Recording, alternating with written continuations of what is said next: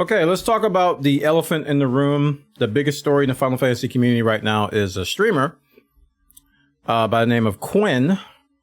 He goes by Quentin. And I've seen him in Path of Exile and Diablo universes. That's where we kind of cross paths in the streaming arena.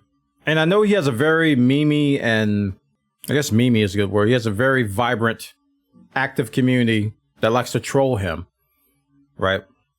And it's usually very edgy stuff. So people who watch me generally don't watch him. So it's probably not a whole lot of cross community there. So when I heard he was trying Final Fantasy, I kind of predicted what was going to happen. I predicted, mentally, I predicted that he would play through the game and wouldn't hit max level. That's what I thought would happen. I thought that would be the worst of it. But apparently, he tweeted this. Yep, I'm done with Final Fantasy XIV. Gave it my best shot. Really don't understand the hype. Thinking it's due to the fact that I'm not a huge fan into the lore. So he's immediately saying that the story is the reason why he didn't like it. Weeb aesthetic, which I never understood. Slow, clunky gameplay. Lack of RPG mechanics. Character customization and non-existent PvP. Waifus are 10 out of 10 though. Okay. So I think there's some validity to his feedback. To some of the stuff he's saying. Weeb aesthetic I don't get, because I think Final Fantasy is the least anime looking game out there. I never understand when people say that. Like, I just don't get that. Like, I watch a ton of anime. Final Fantasy does not look like anime to me. Slow, clunky gameplay, I can understand. Based on what he's done, I can understand that he thinks the combat is slow. And that the interface is slow, and the menus are slow, and things are really weird, because they are. Lack of RPG mechanics, character customization, and non-existent PvP. Lack of RPG mechanics, I'm not sure what he wants from that. In an MMORPG, I don't know if he's talking about choice or story. I'm not sure what RPG mechanics he's talking about, because I think Final Fantasy XIV has a lot of RPG mechanics. But I'm not sure what he was missing, so I'm not going to comment too much on that. Character customization, yeah, it's got less than BDO. It's got less than some other games that really go into the way of, customizing your character, customizing your stats. There's not a lot of that. I'm not sure if he's comparing it to like an action RPG like Diablo or Path of Exile, where you have multiple builds that you can go for. Like in WoW, you have specs. In Final Fantasy XIV, you have multiple jobs, and those jobs are kind of characterized by, certain set things. So having that many jobs to me is a good level of customization, but he may want more. So, and non-existent PvP, I can understand. So here's, I mean, I can kind of sympathize with a lot of what he's saying, right? So what I don't necessarily agree or can't really see eye to eye on is this. This video kind of highlights it. Check it out. Dude, you guys see when we did that tank and spank fight and the guy just died without like doing any damage to the entire group? This is the very first dungeon. This is Sastasha, the level 15 dungeon. And he said that you saw how good that dungeon was. We just tanked and spanked it, and he didn't do damage to anybody in the group. First dungeon. I'm gonna give him boost. Fuck Jet. I'm gonna. So he's buying a boost. I don't even need to play anymore. You all know how this is gonna end, right? Complains about the first boss in the first dungeon and says, I'm going to buy a boost to test out some raids. Test out some dungeons. I'm just going to test out, like, let's try test some raids or some shit. I'm boosting. I'll give you time to guess what's going to happen. Okay. Oh, look, it's Delta Escape 1.0 Savage. Wait a minute. Savage. Dead. The Royal Menagerie. Oh my gosh. You poor lad. Active time maneuver. You see this mechanic if you level up. What? What? I'm supposed to click this? Wow, I boosted. I can't. Didn't know that. Dead.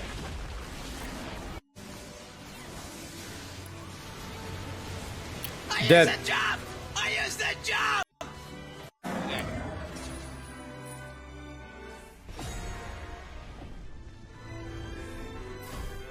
right? Dead. Oh, okay, we're on Delta Skate 2.0 Savage. Dead.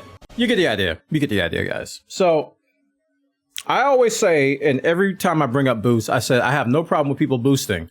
But, if you come to me complaining about the game mechanics, something you learned while playing, and you don't know how to do it, but you say the game is bad because of it, I don't want to hear it.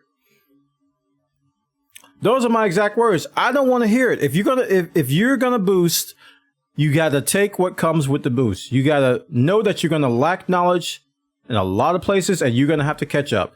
When you say the game is good or bad based on your experience with boosting, nobody's gonna take you seriously.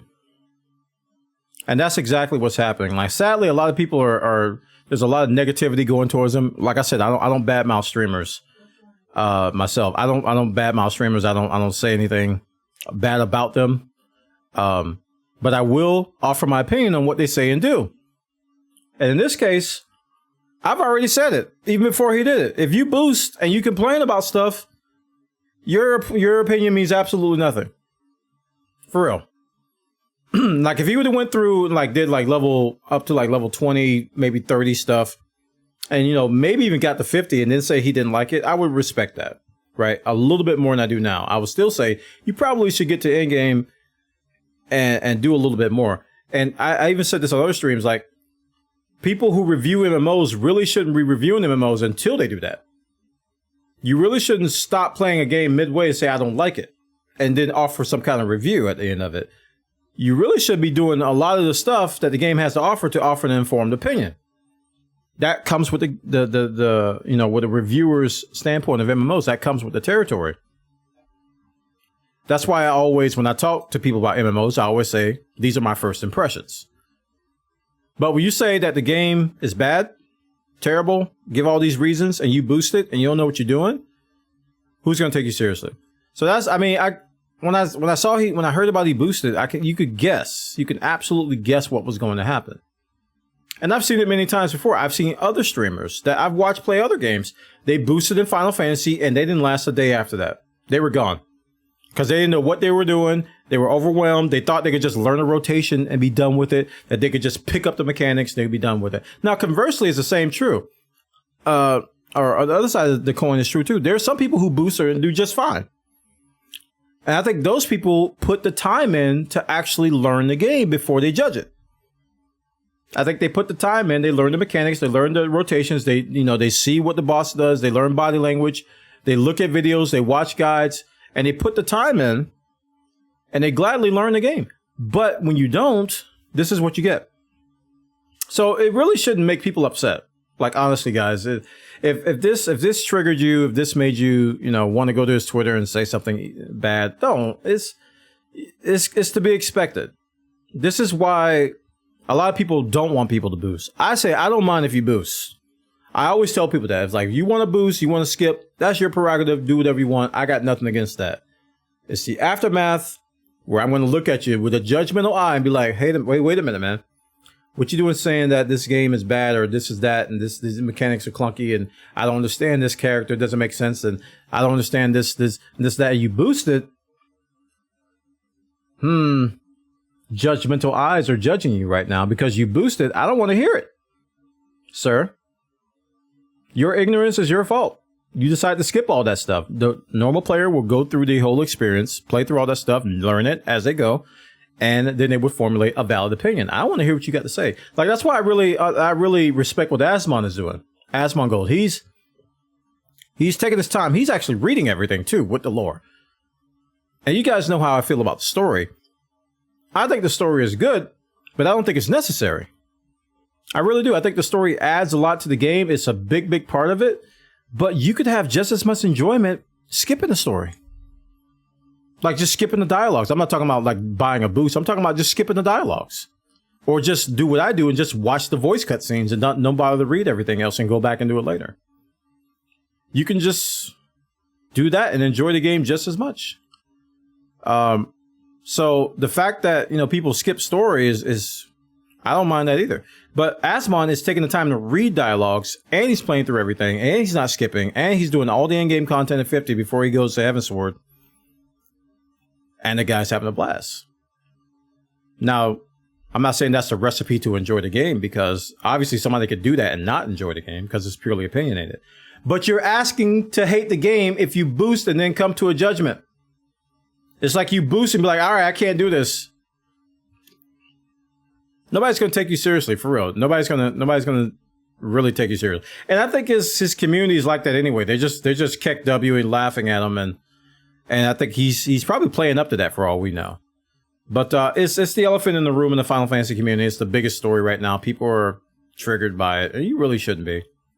You actually really shouldn't be, because that's what's going to happen with it. And that's what's going to happen in cases like this. It's always going to happen.